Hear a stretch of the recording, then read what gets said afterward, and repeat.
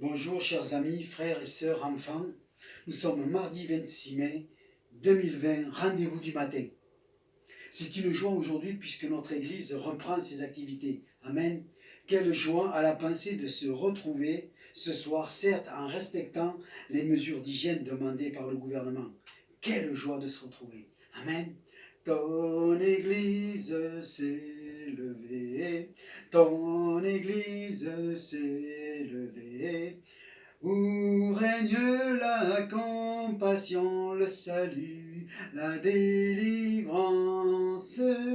Ton Église s'est levée, ton Église s'est levée, où règne la compassion, le salut, la délivrance. Nous te louons, ô Dieu, ton nom est dans nos bouches. Nous te louons, ô Dieu, nous publions tes merveilles. Ton Église s'est levée, ton Église s'est levée, où règne la compassion, le salut, la délivrance. Venez, venez chercher ce que le monde ne peut donner. Venez, venez exalter notre Seigneur ressuscité. Ton Église s'est levée, ton Église s'est levée, où règne la compassion, le salut, la délivrance. Nous te louons, ô Dieu. Amen. Amen. Prions. Père, merci de faire grâce à cette nation. Bénis l'économie dans les entreprises, que les emplois repartent à la hausse, ce qui serait salutaire pour bien nombre de familles. Nous te demandons pardon pour tous ceux qui t'ont rejeté, qui ont rejeté la foi. Car en rejetant la foi, c'est le péché qui rentre dans le pays. Ils ont rejeté même leurs racines chrétiennes. Seigneur, pardon et fais grâce, miséricorde à la France, Père, dans le nom de Jésus-Christ. Amen. Amen. Merci pour les réouvertures de lieux de culte. C'est une grâce, juste avant la Pentecôte. Alors oui, il y a des règles. Pour certains, cela va demander de faire plusieurs cultes ou réunions dans la semaine, voire peut-être dans certaines journées. Mais peu importe, quelle grâce! C'est à cela que Jésus nous a appelés. C'est notre vocation céleste nous est accordée par le Père. Combien, un exemple par exemple, combien dans le corps médical se sont donnés à fond dans ce temps de virus, qui n'est pas encore fini d'ailleurs. Ils ont travaillé sans compter, parce que leur cœur, leur vocation les appelait à accomplir leur mission. Peut-être même que pour certains, ce sera la seule fois de leur vie de vivre ces moments particuliers pour lesquels, c'est pour cela qu'ils ont appris la médecine, sauver des vies. Amen. Lisons l'appel de Dieu sur les disciples. Matthieu chapitre 4, verset 17. Dès ce moment, Jésus commença à prêcher et à dire « Repentez-vous car le royaume des cieux est proche ». Comme il marchait le long de la mer de Galilée, il vit deux frères, Simon appelé Pierre et André, son frère, qui jetaient les filets dans la mer car ils étaient pêcheurs. Il leur dit « Suivez-moi et je ferai de vous des pêcheurs d'hommes ». Aussitôt ils laissèrent les filets et le suivirent. De là, étant allé au loin, il vit deux autres frères, Jacques, fils de Zébédée, Jean son frère, qui étaient dans une barque avec Zébédée leur père, et qui réparaient leurs filets. Il les appela et aussitôt ils laissèrent la barque à leur père et le suivirent. Jésus parcourait toute la Galilée, enseignant dans les synagogues, prêchant la bonne nouvelle du royaume, guérissant toute maladie et toute infirmité parmi les peuples. Sa renommée se répandit dans toute la Syrie et on lui amenait de partout les malades qui souffraient de diverses maladies. Amen. Et les démoniaques, les lunatiques, les paralytiques Et il les guérissait tous, et une grande foule le suivit, de la Galilée à la Décapole, de Jérusalem à la Judée, et au-delà du Jourdain. Amen. Amen. Jésus appelle ses disciples et leur dit, « Je ferai de vous des pêcheurs d'hommes. » La pêche est un métier très dur, où l'on ne revient pas toujours avec du poisson, où les filets se déchirent, le matériel se brise, et il faut repartir à la mer le plus tôt possible, tant que le temps est clément. Amen. Parfois même, on va y perdre la vie. Parfois, les filets sont remplis de poissons, mais il faut le trier et tout n'est pas bon. Jésus donnera une parabole à ce sujet. Cela veut dire que si Dieu t'a appelé à le servir, voilà la mission. Tous les jours à la brèche, tels les hommes, les pionniers de l'évangile, les revivalistes du passé. Amen. Jésus nous a appelés aussi à autre chose. Nous allons voir dans Jean chapitre 22 à partir du verset 14. C'était déjà la 3e fois que Jésus se montrait à ses disciples depuis qu'il était ressuscité des morts.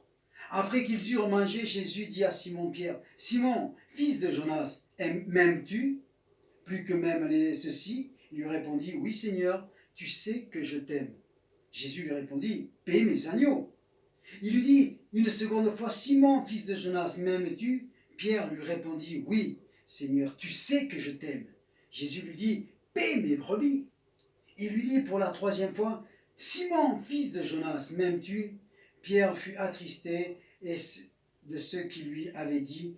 Pour la 3e fois, « M'aimes-tu » Et il lui répondit, « Seigneur, tu sais toutes choses, tu sais que je t'aime. » Jésus dit, « Paie mes brebis. » Amen. Jésus appelle ses disciples et leur dit que maintenant, il va falloir nourrir les brebis. Il va falloir nourrir les agneaux. Donc pour un berger, que tu aies 20 brebis, 200, voire plus, tu es appelé à nourrir et à bien nourrir et bien soigner tes brebis. C'est un appel de Jésus sur ta vie. Là, nous vivons un moment particulier. Nous étions tranquilles avant le virus. 2-3 réunions dans la semaine, peut-être un petit peu plus, mais des fois peut-être un petit peu moins, surtout l'été quand on commence à fermer les églises parce qu'il manque du monde dans les salles. Puis le virus. Alors tout le monde s'affaire, on va sur les réseaux sociaux pour garder le contact avec les brebis. Et aujourd'hui, voilà, le culte est libéré, mais avec certaines contraintes, à cause de l'hygiène. Mais pas de problème, pas du tout de problème. Si tu as un berger, tu es appelé à nourrir les brebis. C'est vrai que c'est plus facile de les nourrir en une seule fois. Mais voilà, Dieu, je dis bien Dieu, veut tester ton appel, veut tester ta vocation. La solution, elle est simple, très simple. Il n'y a pas besoin de discuter. C'est une réunion par jour ou 2 réunions par jour. Afin de nourrir toutes les brebis que le Seigneur t'a confiées. C'est ce qu'il dira dans le chapitre 20 des Actes. Ça a toujours existé, frères. Dans l'histoire du passé, les pionniers ne comptaient pas. Ils prêchaient du matin jusqu'au soir, avec plusieurs services, et des fois même pas dans la même ville. Même encore aujourd'hui, dans certaines villes du monde, on trouve des églises qui tournent 24 heures sur 24. Alors après, évidemment, on s'étonne de leur impact sur la société. L'autre jour, j'ai parlé sur la parabole des talents, qui est donnée aux serviteurs. Relisez la fin de cette parabole, et c'est Jésus qui parle. La parole nous dit de ne pas nous conformer à la société. Cette parole ne vise pas que le péché. Elle parle de toute autre chose. Elle parle de l'ensemble de la société et dont la façon dont la société avance dans le travail. Quand c'est l'amour de ton travail, une vocation dans l'âme, tu ne comptes pas. J'ai passé ma vie comme pâtissier et quand venaient les fêtes, on ne comptait plus ni le temps. Il fallait que les gâteaux soient mis sur la table. Et des fois, même si les salaires ne suivaient pas. Et puis les gâteaux de mariage, il fallait être là pour la fête. On ne comptait pas. On voulait que ce soit beau. On voulait que ce soit bon. Amen. Et là, je ne suis pas en train de parler de gâteau, là. Je suis en train de parler de l'évangile de Jésus-Christ. Il ne s'agit pas d'un travail quelconque. C'est une vocation céleste pour sauver des vies, avec en plus des récompenses inimaginables qui nous attendent dans le royaume de Dieu.